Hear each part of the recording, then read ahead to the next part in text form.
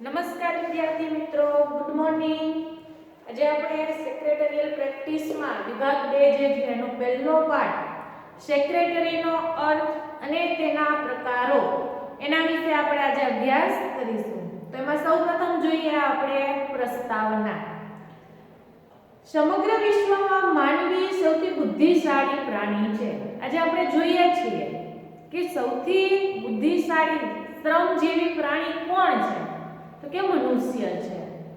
તેણે પોતાનો હંમેશા વિકાસ સાધ્યો છે. માનવ છે ધીમે ધીમે પોતાનો વિકાસ કરે છે. આપણે ઇતિહાસમાં નજર કરીએ તો જ્યારે આદિમાનવ અસ્તિત્વમાં હતો ત્યારે ભટકતું જીવન જીવીને ગુજરાન ચલાવતો હતો. ધીમે ધીમે ખેતીની શોધ થતા એનું જીવન સ્થિર બન્યું.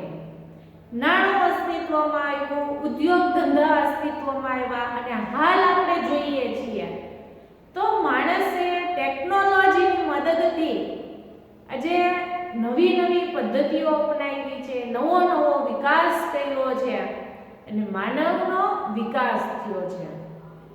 આ વિકાસ ગાથામાં માનવી હંમેશા વધુ ને વધુ કામ કરતો થયો છે. ને વિકાસ ગાથામાં જોઈએ તો ધીમે ધીમે એને કાર્ય કરવાની જે ગતિ છે એમાં સતત વધારો થાય છે.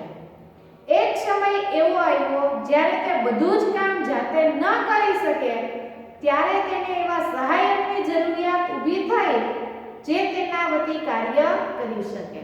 અને એક સમય એવો આવ્યો કે એક વ્યક્તિ બધું જ કામ જાતે કરી શકતો નથી. એને બીજા ઉપર આધાર રાખવો જ પડે છે. એટલે કે પોતે પોતાનું કામ જાતે ન કરી શકે એ માટે એમને સહાયક બીજા કર્મચારીની મનુષ્યની જરૂર થઈ. માનવીની વિકાસ ગાથાઓની સાથે જ વાણિજ્યની શરૂઆત થઈ કે માનવીનો વિકાસ થતો ગયો એ વાણિજ્ય એટલે કે ઉદ્યોગ ધંધાની શરૂઆત થઈ. શરૂઆતમાં આ વિકાસ મંદ હતો પરંતુ ઔદ્યોગિક ક્રાંતિએ આમાં ઝડપ વધારી કે ઉદ્યોગ ધંધાનો વિકાસ શરૂઆતમાં મંદ હતો એટલે કે ધીમો હતો, પરંતુ જેવી જ ઔદ્યોગિક ક્રાંતિ થઈ, ઔદ્યોગિક ક્રાંતિ થતાની સાથે જ એ જે મંદ પડી રહેલા ઉદ્યોગ ધંધાએ વેગ પકડ્યો. વિવિધ પ્રકારની શોધખોળોએ આધુનિક વાણિજ્યનો પાયો નાખ્યો અને અલગ અલગ પ્રકારની જે શોધખોળો થાય છે એમને આધુનિક વાણિજ્ય, મોડર્ન અત્યારે જેને કહેવાય છે એવા ઉદ્યોગ ધંધા છે એનો વિકાસ થયો.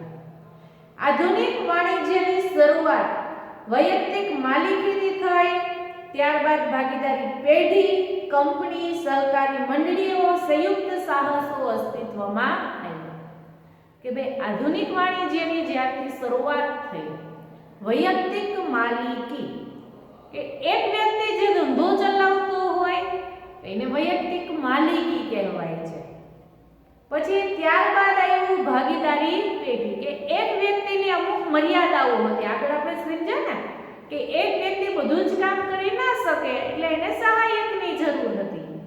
તો એના મર્યાદા દૂર કરવા માટે ભાગીદારી પેઢી અસ્તિત્વમાં આવી. ભાગીદારી એટલે કે બે કે તેથી વધુ વ્યક્તિઓ સાથે મળી અને કામ ધંધો ચલાવે અને નફો નુકસાન વહેંચે તો એને કહેવાય ભાગીદારી.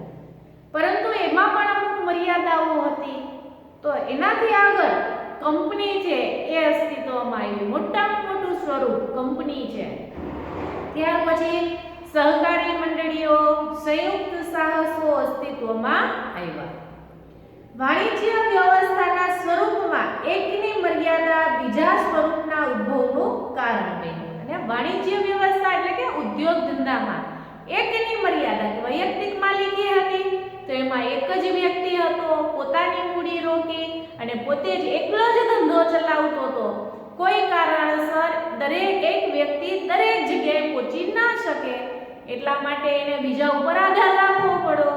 તો એ માટેથી ભાગીદારી પેઢી અસ્તિત્વમાં આવી અને ભાગીદારી પેઢીની અમુક મર્યાદાઓ હતી જે આપણે વાણિજ્ય વ્યવસ્થા જે વિષય છે એમાં બધું જ ડિટેલ્સથી એના ફાયદા, એની મર્યાદાઓ, એનું અસ્તિત્વ, એની વ્યાખ્યા એ બધું જ આપણે ભણવાનું છે, પરંતુ એકબીજાની મર્યાદાઓને કારણે કે વૈયક્તિક માલિકીની જે મર્યાદાઓ હતી એને લીધે ભાગીદારી પેઢી અસ્તિત્વમાં આવી અને ભાગીદારી પેઢીની અમુક મર્યાદાઓને કારણે કંપની સ્વરૂપ જે છે એ અસ્તિત્વમાં આવ્યું, એટલે કે એકની મર્યાદા બીજા સ્વરૂપના ઉદ્ભવનું કારણ બન્યું છે. સમયાંતરે યુદ્ધોના કારણે રાજકીય ક્ષેત્રોમાં ફેરફાર થયો અને યુદ્ધ થઈ, રાજકીય પરિવર્તન છે એ આવ્યું. જુદી જુદી વિચારધારાઓ અસ્તિત્વમાં આવી. જુદા જુદા વિચાર જે વૈજ્ઞાનિકો છે એમની વિચારધારાઓ છે એ કેવી હોય છે તો કે જુદી જુદી હોય છે. અવનવી શોધોને કારણે માહિતીનું આદાન પ્રદાન ખૂબ જ ઝડપી બન્યું અને જુદી જુદી શોધો થઈ, માહિતીનું આદાન પ્રદાન, માહિતીની આપ-લે છે એ ખૂબ જ સરળ બન્યું, ઝડપી બન્યું. પરિણામે વાણિજ્યના સ્વરૂપમાં દિન પ્રતિદિન ફેરફારો થતા રહ્યા અને માહિતીનું આદાન પ્રદાન છે એ ઝડપી બન્યું. શરૂઆતમાં આપણે જોઈએ રાજા મહારાજાનો વિચાર કરીએ તો એ દૂતો દ્વારા મેસેજ મોકલાવતા હતા, સંદેશા મોકલાવતા હતા, કાગળ ઉપર લખીને, ઝાડના પાંદડા ઉપર લખીને અને કબૂતર દ્વારા આપણે સાંભળ્યું છે કે માહિતીની સંદેશાની આપ-લે કરતા હતા. તો ત્યારે સંદેશો પહોંચાડવા માટે એક જગ્યાએથી બીજી જગ્યાએ જવામાં સમય પસાર થતો હતો અને એની જગ્યાએ આજે મોબાઈલની મદદથી તમે 2 સેકન્ડમાં કે 3 સેકન્ડમાં તમે કોઈ પણ વ્યક્તિ સાથે વાતચીત કરવા માંગો, માહિતીની આપ-લે કરવા માંગો, પછી આ દુનિયાના કોઈ પણ ખૂણામાં બેઠી હોય તો ઇન્ટરનેટ મેલની મદદથી આપણે એની સાથે વાતચીત કરી શકીએ છીએ. એટલે કે માહિતીની જે આદાન પ્રદાન છે એ ઝડપથી બનતા વાણિજ્ય ઉદ્યોગનો વિકાસ છે એને વેગ પીગળ્યો છે. જે વિરાટકાય બહુરાષ્ટ્રીય કંપની સુધી વિસ્તરી, જેણે પોતાનું આગવું સ્થાન પ્રસ્થાપિત કર્યું છે અને માહિતીને લીધે જે કંઈ ફેરફારો થયા ઝડપી, શું કહે છે કે વાણિજ્યના સ્વરૂપમાં, વાણિજ્ય એટલે કે ધંધાના સ્વરૂપમાં દિન પ્રતિદિન રોજબરોજ ફેરફારો થતા રહ્યા છે અને જે વિરાટકાય, જે મોટામાં મોટી બહુરાષ્ટ્રીય કંપનીઓ છે એ અસ્તિત્વમાં આવી છે. આ કોર્પોરેટ સંસ્થાઓ પ્રત્યક્ષ કે પરોક્ષ રીતે માનવ જીવન સાથે સંકળાયેલી છે અને જે આ સંસ્થાઓ છે, બહુરાષ્ટ્રીય કંપનીઓ છે એ પ્રત્યક્ષ કે પરોક્ષ માનવ જીવન સાથે સંકળાયેલી છે. તમે ટૂથપેસ્ટ વાપરતા હો, ચિપ્સ ખાતા હો, કોઈ પણ મોબાઈલ વાપરતા હો તો તે કોઈ કંપનીની જ કોઈ પ્રોડક્ટ હશે. તમને ઉદાહરણ આપ્યું છે.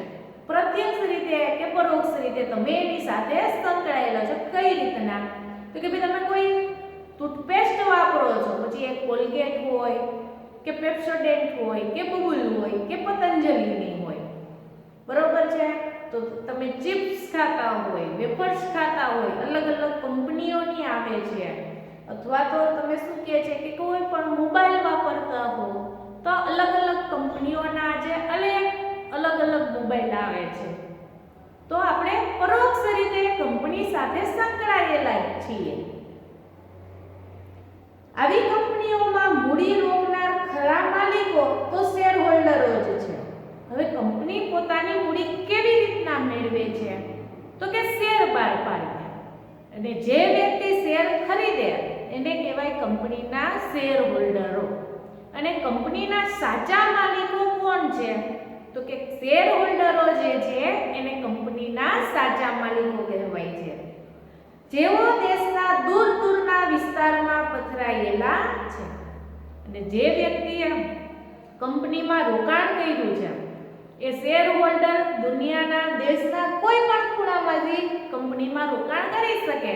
એટલે કે કંપનીના માલિકો છે એ અલગ અલગ દેશના અલગ અલગ જગ્યાએથી આવતા હોય છે.